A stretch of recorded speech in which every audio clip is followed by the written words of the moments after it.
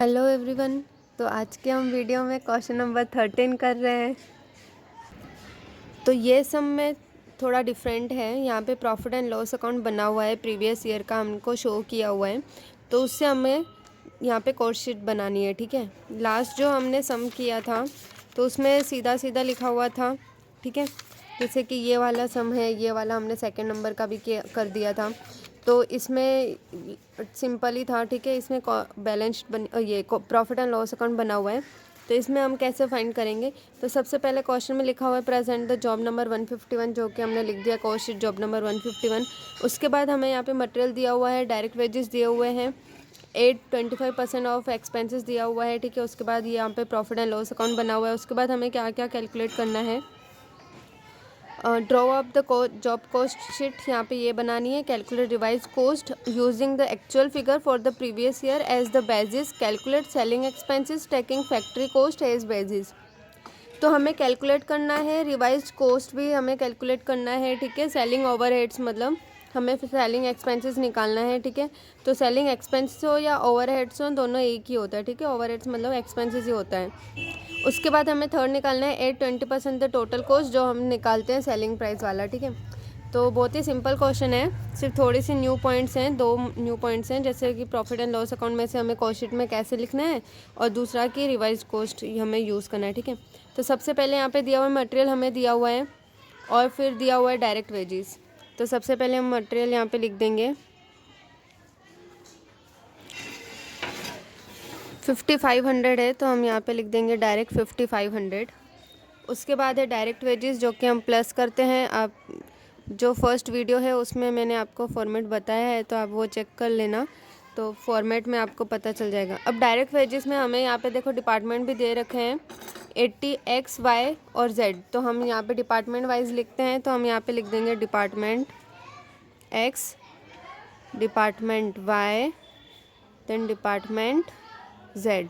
ठीक है, उसके बाद है यहाँ पे 180 आवर्स दिए हुए हैं, 820 पर आवर। 1 घंटे का 20 रुपये है। ठीक है, मतलब 80 रुपीज़ हैं यहाँ पे, 80 आवर्स काम कर रहा है वो। ठीक है, 80 आवर्स, 60 आवर्स और 40 आवर्स। तो मल्टीप्लाई करेंगे, यहाँ पे 20 पर आवर है, तो सबको 20 से मल्टीप्लाई कर दोगे तो आ जाएगा यहाँ पे 80 इंटू 20 करोगे तो आ जाएगा 1600। उसके बाद 60 इंटू 20 करोगे तो 1200। 40 इंटू 20 करोगे तो 800। उसके बाद तीनों का प्लस करना है, 1600, 800, तो 3600। ठीक है, तो यहाँ पे हमारा आ गया 3600। ये हमारा आ गया प्राइम कॉस्ट। यहाँ पे इन दोनों का प्लस कर देंगे तो उसको बोलेंगे हम प्राइम कॉस्ट। 3600 प्लस 5500, तो 9100 हमारा प्राइम कॉस्ट आ गया। उसके बाद आता है फैक्ट्री ओवरहेड्स, क्योंकि उसके बाद हमारा वही दिया हुआ है। यहाँ पे डायरेक्ट वेजेस है, जो कि हमने कर लिया है। ठीक है, उसके बाद फैक्ट्री ओवरहेड्स है, तो ये हम लिखेंगे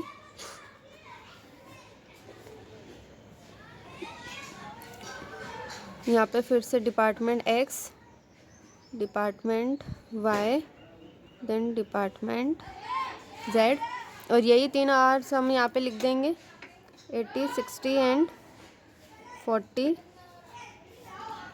अब मल्टीप्लाई यहाँ पे हमें किसके साथ करना है? तो यहाँ पे हम जो जैसे कि लास्ट क्वेश्चन में हमने देखा था, हमें डिवाइड करके निकालना पड़ता है। ठीक है, तो यहाँ पे हम डिवाइड कैसे करेंगे, किसको किससे करेंगे? तो यहाँ पे है पहले डिपार्टमेंट ऑफ वेजेस दिया हुआ 80,000। ठीक है, तो यहाँ पे मैं आपको नोट्स में बता देती हूँ कि कैसे डिवाइड करना है किसको। तो डिपार्टमेंट X का हम निकालेंगे, जैसे कि वेजेस दिया हुआ है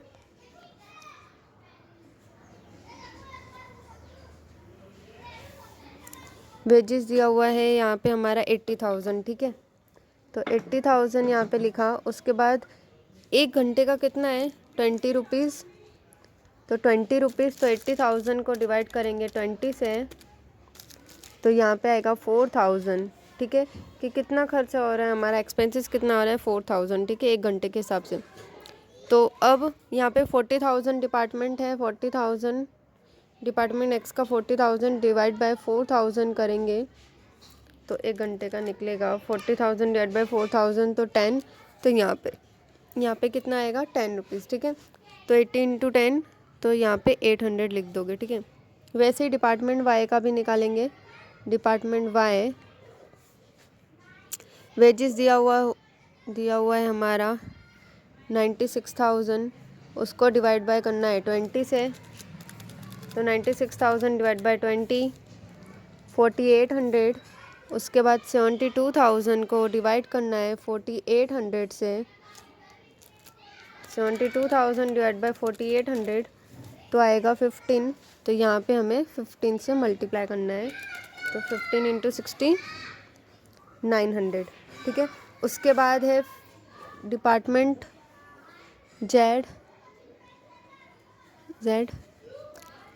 वेजेस कितने दिए हुए हैं डिपार्टमेंट जेड के 64,000 डिवाइड बाय 20 करेंगे तो 3200। उसके बाद यहाँ पे दिया हुआ है 16,000, उसको डिवाइड करेंगे 3200 से। 16,000 डिवाइड बाय 3200 तो 5। तो यहाँ पे 5 से मल्टीप्लाई करेंगे तो यहाँ पे आ जाएगा हमारा 200, ठीक है। अब प्लस करेंगे 900 प्लस 800 तो यहाँ पे हमारा आ जाएगा 1900, ठीक है। तो अब हम यहाँ पे इन दोनों का सिर्फ हमें क्या करना है, प्लस करना है 1900 प्लस 9100। तो यहाँ पे हमारा आ जाएगा 11,000, जिसको हम बोलेंगे वर्क कोस्ट, ठीक है। अब वर्क कोस्ट हमने निकाल दिया। अब यहाँ पे क्या बोल रहे हैं, कैलकुलेट रिवाइज्ड कोस्ट, क्योंकि अब हमारे पास दूसरा और कुछ भी नहीं है हमारे पास, ठीक है। अब बोल रहा है रिवाइज कोस्ट फाइंड करना है प्रीवियस ईयर के बेसिस पे। Calculate selling expenses taking factory cost as basis.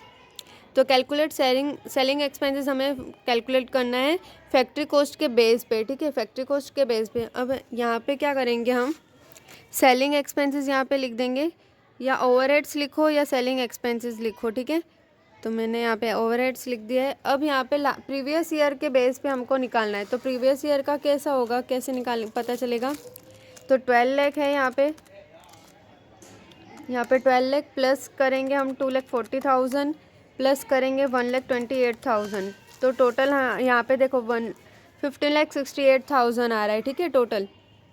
अब सेलिंग एक्सपेंसेस कितना हुआ है, टोटल कॉस्ट हमारी इतनी आई और सेलिंग एक्सपेंसेस कितना हुआ है 1,56,800, ठीक है। और यहाँ पे है 15,68,000, मतलब कितना हुआ इसका 10%, ठीक है। तब आया ये वाला। तो मतलब प्रीवियस ईयर में उन्होंने कितना काउंट किया था सेलिंग एक्सपेंसेस पे 10%, ठीक है, कॉस्ट का 10%। तो हम भी यहाँ पे कॉस्ट का 10% फाइंड करेंगे। तो हमारी कॉस्ट 11,000, इसका 10% करोगे तो 1,100, ठीक है। तो यहाँ पे मैं आपको कैलकुलेशन करके बता देती हूँ कि कैसे हुआ प्रीवियस ईयर के बेस पे, फैक्ट्री कॉस्ट के बेस पे। तो क्या क्या मैंने प्लस किया, मटेरियल 12 लाख प्लस वेजिस जो कि है 2,40,000 और प्लस मैंने फैक्ट्री ओवरहेड्स प्लस किया है जो कि था 1,28,000 और उसका टोटल आया तीनों का 15,68,000।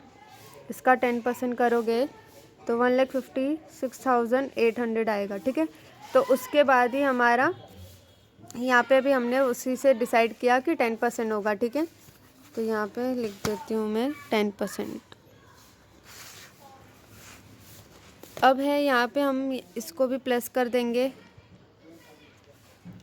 11,000 प्लस 1,100 तो आ जाएगा 12,100। उसके बाद तो इसको हम क्या बोल देंगे, टोटल कॉस्ट, ठीक है।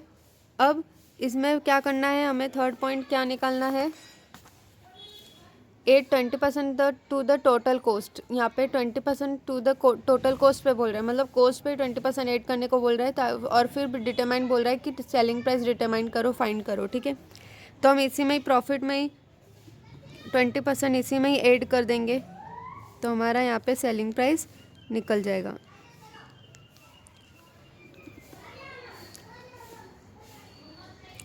$12,100 पे ही हम 20% करेंगे 2420, तो हमारा सेलिंग प्राइस निकल जाएगा 14520।